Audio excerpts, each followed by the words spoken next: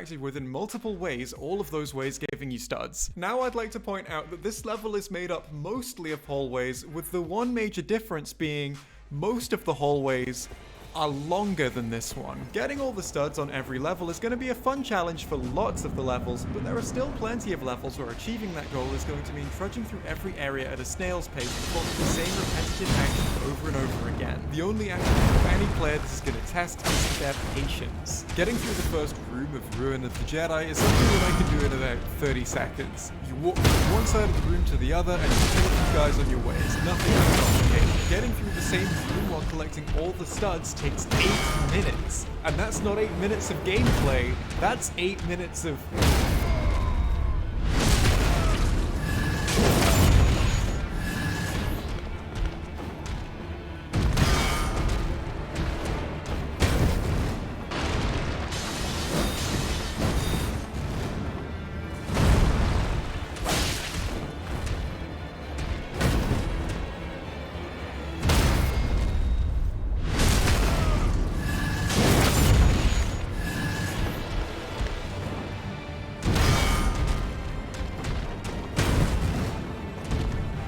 Also, since all of the individual interactable objects will be things you need to either shoot or use the force on, the problem is exacerbated by the game's auto-aim. If the auto-aim prioritizes locking onto something like an enemy over an interactable object that you need to get money from, then yeah, that makes perfect sense. Enemies represent a much more threat to the player, so it's sensible to default to them. Sometimes though, the auto-aim will just lock onto random stuff that you have no reason to ever shoot or use the force on at all, like your allies, for example.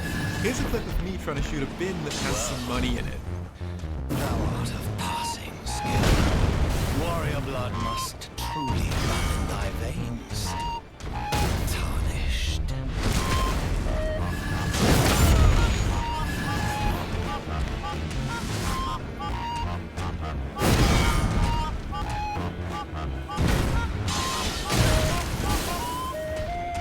Shooting these swamp rats doesn't benefit the player in any way whatsoever. I know that I'm not aiming my weapon directly at the garbage can here, but I'm not aiming directly at the swamp rats either. They're behind me. Surely it would make more sense to have the auto-aim prioritized so there is actually a reason for the player to ever want to shoot. At the very least, when it's the thing the player is the closest to aiming at. This isn't going to fuck you up a huge amount, but when it does get in your way, it can be kind of irritating. Collecting studs and this whole true Jedi system ties directly into the combat, since losing studs is the only meaningful way the game punishes you for dying. Like on this occasion, where I just walk into a fucking landmine because of how big and clever I am. Or on this occasion, where I walked into a hole because I wanted to see what would happen. Most of the levels in the game have a finite number of studs, so if you die too many times and you lose too many of them, then you'll be forced to try the whole thing again if you want true Jedi. I'd say that of all the levels in the game, the one that is most engaging to try and minimize your deaths is the Anakin vs Obi-Wan fight, where the main challenge comes from the platforming, which you have far more control over than any combat encounter. The platforming, you can really focus to make sure you don't die.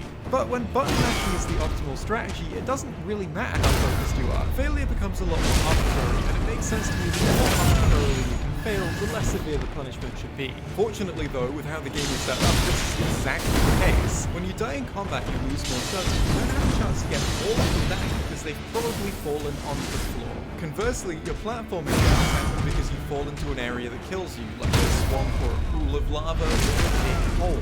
All of the legend boss is now in that place, meaning you can't pick it back up and the punishment is a lot more severe. This is absolutely perfect considering the nature of the challenges. The clear-cut challenge, where all the variables are under your control, has a clear-cut penalty. The challenge with fewer of the variables under the control of the player compensates for this by making the extent of the penalty a variable they can generally control. It's also a completely natural result of the money dropping at your feet, rather than something that has to be imposed clunkily or artificially. Mechanically, it's not actually two different penalties for two different kinds of failure. It's the same kind of penalty both times, it just interacts with the environment in an appropriate way. This makes the system entirely intuitive for for most players, and it isn't something that the game is ever going to have to explain to you. So does going for true Jedi actually make the level design engaging? Well, yeah, it does when the challenge is platforming. The game's movement controls are tight and the challenges themselves are well designed. My only criticism of the majority of the platforming in this game is that there's often no reason for the player to actually engage with it, and as soon as there is a reason, that criticism goes away. That is far from being my only criticism of the combat system though, so yeah, this is not enough to fix that. And unfortunately, combat is an element far more fundamental to the core of this game than